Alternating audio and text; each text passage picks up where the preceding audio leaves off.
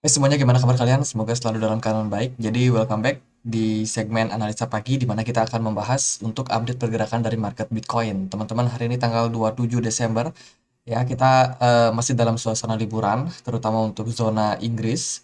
Terus juga mungkin Amerika ini udah mau masuk kerja sih, udah mulai mau masuk kerja.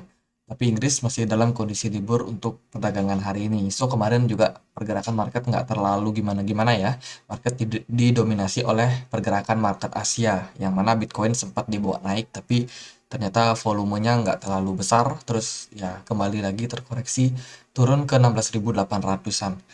Teman-teman, kita akan mulai dulu dari pembahasan news aja, karena dari makroekonomi, kalender ekonomi itu belum terlalu banyak news. Yang ada news yaitu besok. Ini udah mulai untuk Amerika Serikat ya, penjualan rumah tertunda. Kemudian minggu ini yang paling banyak sih ada di hari Kamis sama Jumat. No, no. Berarti Kamis, Sabtu ini masih ada dari China. Ya, Rabu, Kamis, Sabtu. Ya beritanya nggak akan terlalu banyak lah. Mungkin juga akan berdampak pada pergerakan yang cenderung stagnan. Kita akan mulai dulu dari pembahasan di Twitter. Ini dari Bitcoin Magazine. Dia ngepost nih ada beberapa project yang mungkin cukup menarik buat teman-teman bisa pantau. Jadi di sini aku udah coba download. Nah, ini namanya adalah The Lightning Network. Ntar nih aku zoom out. Nah, ini udah. Nah, ini cukup menarik. Ini ada beberapa project ya, yang mana Lightning Network ini terdiri dari beberapa project coin. Ini kayak Enclair, kemudian Ensign, Lightning DevKit, dan sebagainya. Jadi project ini sebenarnya kurang populer sih kalau menurut aku sendiri, karena ya jarang aja lihat project-project ini. Tapi kalau dari yang dipost oleh Bitcoin Magazine, ini sebenarnya project yang cukup menarik. Mungkin dia dapat endorse atau gimana untuk mempromosikan project ini, tapi ya sepertinya menarik untuk teman-teman pantau unit project nih. Jadi ekosistemnya udah cukup besar ya. Dia bisa diperdagangkan di berbagai banyak exchange. Terus juga dia udah bisa nih untuk pembayaran kayak McD, Starbucks, Pizza Hut, kemudian KFC, apa Domino Pizza dan lain sebagainya. Jadi ya ini project yang mungkin teman-teman boleh untuk cek sendiri. Buat ngeceknya cek aja di Twitter dari Bitcoin Magazine. Mereka mengatakan sih the Bitcoin Lightning Network ecosystem is thriving. Jadi kalau dicari terjemahannya ekosistem jaringan petir Bitcoin berkembang. Ya, jadi ya itulah. Mungkin menarik buat teman-teman untuk yang mencari koin-koin potensial buat dipantau. Terus yang lain, ini ada berita dari Cointelegraph ya, Bitcoin diakumulasi oleh beberapa address yang mana akumulasinya itu sudah sampai 800.000.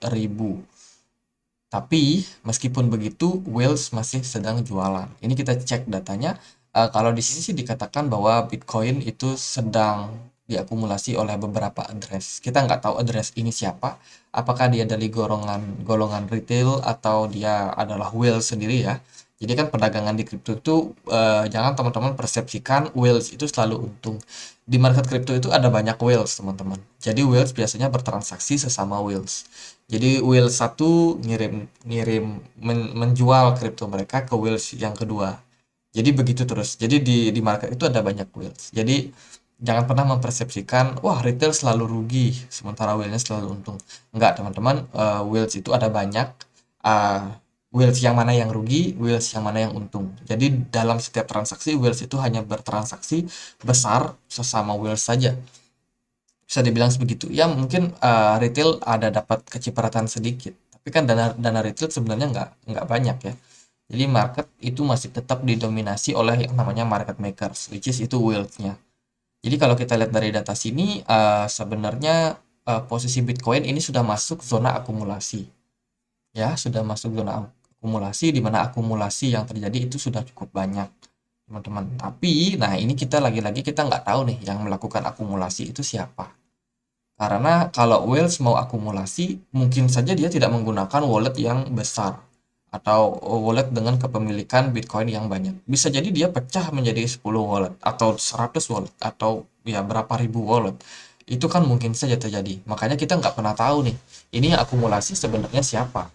Let's say kalau whales-nya punya banyak address, misalkan mereka punya banyak wallet, mereka bisa akumulasi sedikit-sedikit di setiap wallet, kan kita nggak pernah tahu, teman-teman. Jadi itu apakah ini tanda bahwa bullish whales itu melakukan penjualan? Nah, ini dia bahas juga ya untuk pergerakannya. Nah, ini sebenarnya cukup cukup resiko, teman-teman. Posisi saat ini dikatakan cukup beresiko lah bisa dibilang. Karena BTC Wallets yang saat ini melakukan penjualan itu sedang rushing, remove to coin from custodial exchange. Jadi bisa dibilang ini akibat daripada kerugian yang dihadapi FTX. Banyak akhirnya yang coba pindahkan wallet mereka, pindahkan Bitcoin mereka ya ke wallet yang tentunya lebih safety. Mungkin sebelumnya ada di exchange wallet, terus sekarang dipindahkan ke cold wallet. Ya, siapa yang tahu? Karena kita hanya tahu perpindahan-perpindahan seperti ini. Tapi kita nggak pernah tahu siapa yang melakukan akumulasi tersebut. Jadi ada intinya berita ini adalah adanya perpindahan antar wallet ya.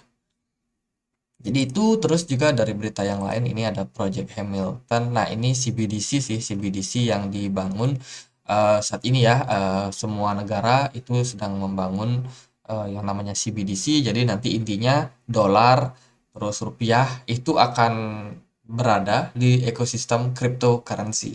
Artinya adalah kita bisa bertransaksi rupiah dengan kripto, teman-teman, tapi tetap diawasi. Jadi ini mungkin sedikit berbeda dengan yang namanya bank, bukan bank, tapi wallet ya, wallet kayak GoPay, kayak Dana, apa sih namanya, e-money ya, e-money. Nah, jadi ini sedikit berbeda dengan e-money ya. Tapi kalau dari CBDC sendiri dia memang di backing oleh blockchain. Artinya adalah segala bentuk transaksi itu sangat sangat bisa apa ya, fleksibel dan juga transparan. Bisa dilacak oleh institusi yang punya kepentingan buat tahu nih arus dana ini dibawa kemana. Jadi kalau menggunakan blockchain kan kita dapat tuh semua smart contract-nya, data-datanya, apa saja transaksinya, berapa jumlahnya. Itu bisa diakses dengan mudah oleh pihak institusi. Jadi kalau sebelumnya kita misalkan di pemerintahan kalau mau ada project apa transfernya lewat bank, otomatis kita harus pemerintah itu harus transfer dulu uangnya ke bank dan lain sebagainya. Tapi kalau di blockchain mereka tinggal cek aja seperti apa transaksinya, jadi cenderung lebih transparan ke depannya. Jadi diharapkan semoga aja kalau udah teknologinya seperti ini, korupsi bisa ditekan ya. Jadi negara bisa benar-benar growth, infrastruktur bisa benar-benar dibangun sehingga kita mengarah ke kemajuan. Ya tapi nggak tahu lah ini bakalan lari kemana nantinya. Tapi semoga setiap perubahan ini akan mengarah ke hal yang lebih baik. Itu dari beberapa news, sementara sih karena mungkin masih liburan, nggak terlalu banyak news, kita bahas aja untuk pergerakan dari market Bitcoin. Teman-teman, kemarin Bitcoin itu sempat naik ya, sampai ke 16.900 di market Asia, ternyata nggak kuat, dibawa turun lagi. Jadi memang sedikit ada pergerakan daripada market, karena market Asia kemarin ternyata buka, teman-teman. Dia nggak ikut market Eropa dan juga Amerika yang libur ya. Setelah sehari setelah Natal, market Asia langsung open dan ya sedikit ada fluktuasi harga lah bisa dibilang. By the way, sekarang kita ada di penghujung tahun di mana market cenderung dalam kondisi yang masih bertanya-tanya, ini market mau dibawa kemana? Even kita sendiri sebagai retail juga nggak tahu market bakalan dibawa kemana. Mungkin Wheels juga masih berunding nih. Ini market mau dibawa kemana? Apa yang akan terjadi di 2023? Apakah krisis pandemi, bukan.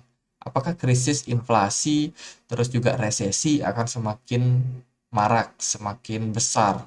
Ataupun justru lama-lama kabar resesi semakin hilang, sehingga market muncul lagi optimismenya dan bisa aja market justru dibawa naik di 2023. Jadi ini masih masih benar-benar simpang siur ya. Dari segi volume perdagangan juga kemarin nggak terlalu signifikan. Terus pergerakan flat teman-teman. Dan juga ya kita akan coba cek deh untuk closing time frame weekly kemarin. Kalau kita lihat sih dari closing weekly kemarin Doji apa ya namanya spinning top ya. Jadi setelah candle merah di sini, rejection yang cukup besar ya, ketika Bitcoin sempat naik ke 18.400, di reject turun. Sekarang kita hanya bertahan dengan candle spinning top bisa dibilang. Ya candle spinning top, terus ya sideways saja gitu teman-teman, masih ambigu ya pergerakannya. Ini bisa dibawa naik bisa, tapi kalau Bitcoin bisa finish nih di atas dari kisaran 17.100.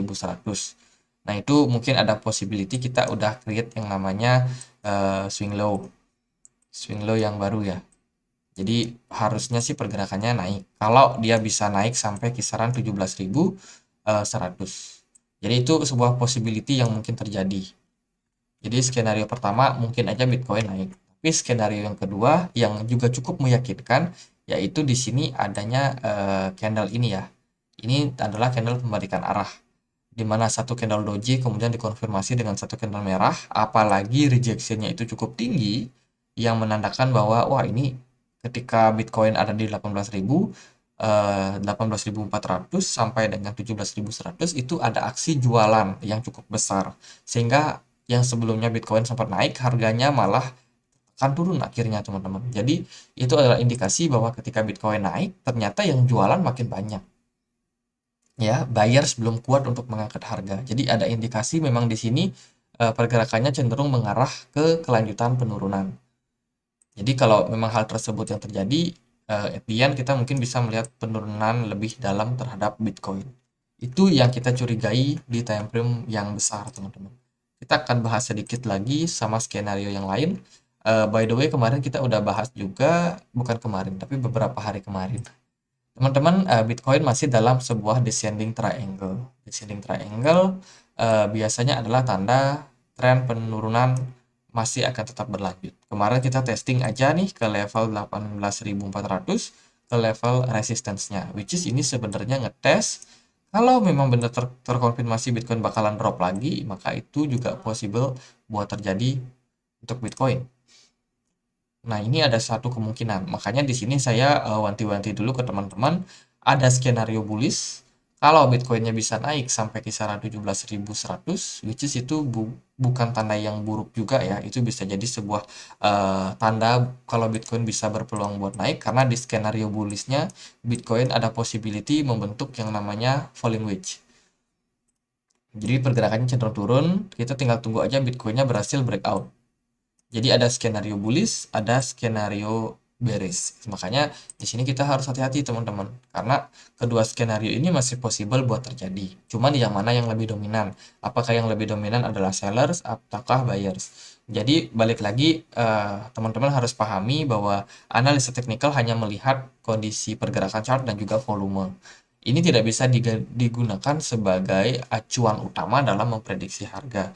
Karena dengan analisa teknikal kita hanya bisa membuat trading plan. Kalau skenario-nya bullish, maka seperti ini loh trading plan-nya.